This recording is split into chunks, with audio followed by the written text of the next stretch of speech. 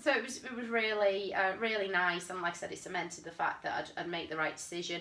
Likewise, since she's been born, she's 8 months next week. Again, clients have been fantastic. I've been very open and honest with them. I've got childcare now. That's the thing. So I'm not working every day. I've got set days a week where I'll dedicate it to a good write-up. And my husband, Stephen, he'll have Lily on those days. And we just swap it that way. Yeah, exactly. We do. And we'll carry on like that. When she's a bit older, she might have a day in a nursery or something. But we're making it work. It's important, I think, that Lily grows up and sees that her mum is still doing something that she loves, and that her mum is still able to be creative at the time of this, because it is tough, it is hard. And I've got so much respect for any parent at all, anyone raising a child, whether it's fostered, adopted, however families are coming together. It is hard, but I just want Lily to see that I'm still a creative as well. I'm still doing stuff. So. Absolutely. So what would you say at the moment with the things that you're working on? What's some of the favourite things that you get to do, where you just think, I get to do this. This is fantastic. I do like that I get to visit my teaching roots every now and then, because I'm working a lot this year on copywriting training. So I'd mentioned to you earlier about the whole teach a man to fish kind of biblical scenario. Well, it's true, isn't it? Because otherwise you're only exchanging ever time for money and services. You go in, I'm doing these things for you, you sit there and okay. But if I show you how to do it yourself. Exactly. It's great, and again, that's a relationship as well. So, but it's great because I get to go back to my teaching roots, I get to create resources, I get to look at starting points for each individual, I look at the value added I could bring. So all this yourself. Yeah. It's not about having the best performers at the end of the day, but it's looking where they started and where they are at the end of it. Part of what I do with my training is at the end of every session, I give everyone my contact details and I say, let me know what you're up to. If you need any help, any support, little bit of advice, ring me, email me.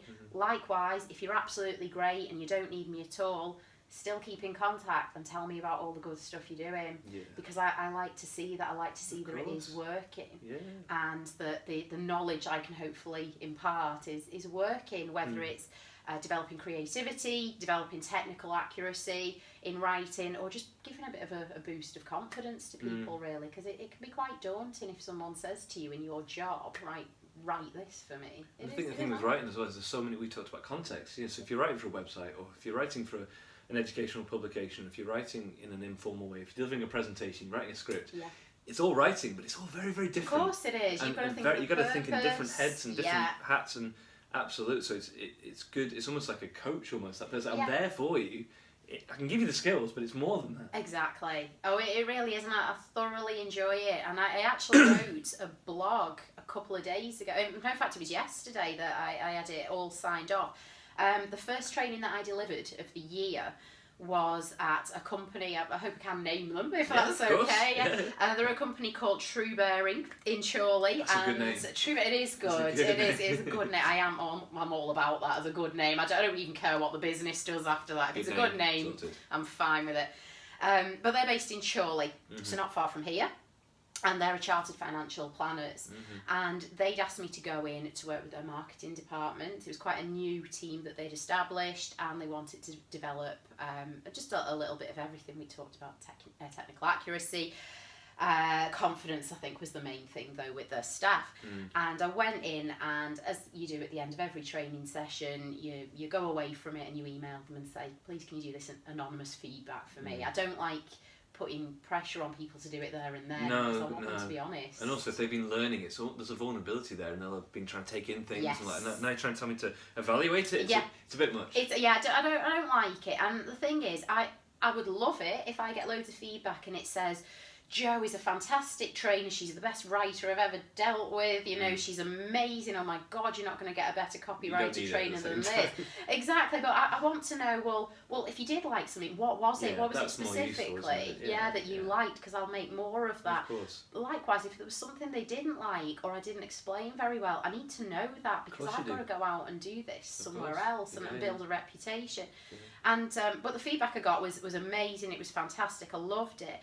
Best thing was though, and it was the reason for writing my blog yesterday, a week ago, one of the marketing managers sent me an email through LinkedIn and said, Joe, just to let you know, I've had a great copywriting week. I've published 3 articles. They've all gone off to business magazines across the UK and locally. And you know, they got published within an hour of me sending off the first draft. All the in-house stuff I've been doing, it's come back with virtually no amends from our compliance team and from our chairman. Thank you so much for giving me the confidence. And I thought, well, that was 4 months ago, and she's still applying it, she's still developing, and she's thought to contact me to let me know that, and I loved it.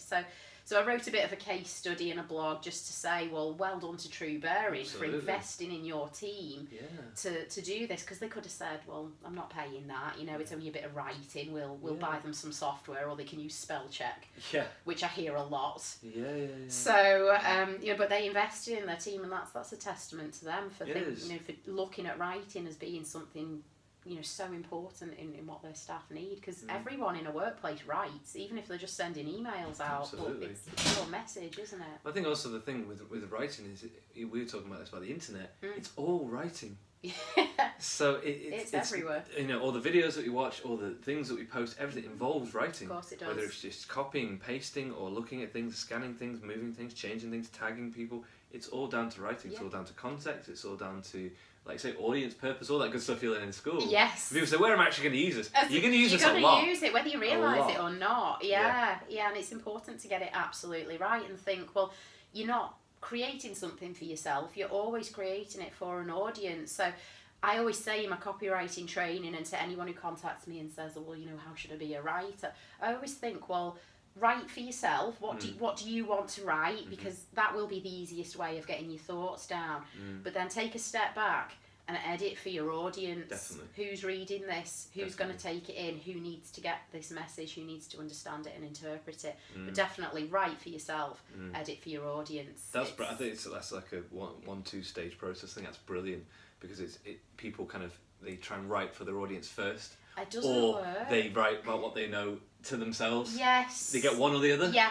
But like you say, if you write about what you know and you're really good at, then that's going to come across really authentic and knowledgeable. And then just edit it for your audience. Exactly. And you think get the best about of where both it's worlds. going. Absolutely. And I've got to say, it wasn't even my idea with that. It was one of my friends. she was my teaching assistant when I was doing my second year of primary school teaching. Teaching assistants. They're Love amazing. them. They're absolutely They're amazing. Schools do not run without them. I know.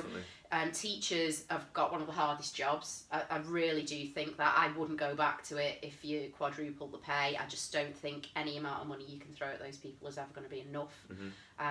But I do think teaching assistants are amazing. I couldn't have got through my time in teaching without the people surrounding me who don't get treated amazingly well. They are just treated as people to mop up when a child's been sick, or to go and deal with something out in the playground, and it's not that. There's a lot more to them. There's so much. It's that moral support in the classroom as well, if you're lucky enough to have one.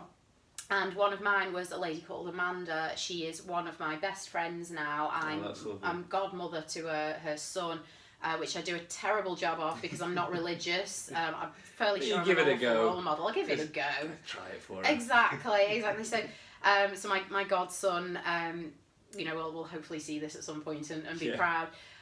But she actually said to me, because I was struggling one day in writing a blog, and because I do that for a lot of organisations as well. That's quite a nice simple task for me to do if they just want material getting out there. So I do a lot of blogging, and at the time I was actually a foster carer.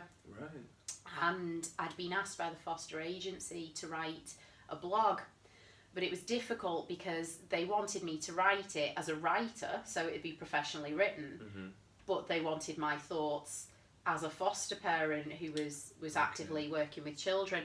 And it was very, very difficult because essentially there were two different roles, and I was struggling, and it was Amanda who said to me, well, you sat there doing nothing, write for yourself, and then you've always got it, and then edit for them.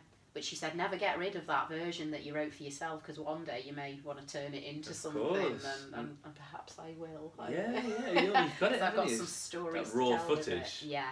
Yeah, that's a fantastic idea. But it was. Is her name's Amanda? It was Amanda. Yeah. So she's actually she's training to be a lawyer at the moment. Well, there you go. Then. Don't underestimate teaching assistants. Exactly. Yeah. She's gone on to do brilliant things. Fantastic. So yeah, I've got her to thank for that. So it's not my wonderful write for yourself edit for your audience. She actually told me that. So, brilliant. Yeah. Fantastic.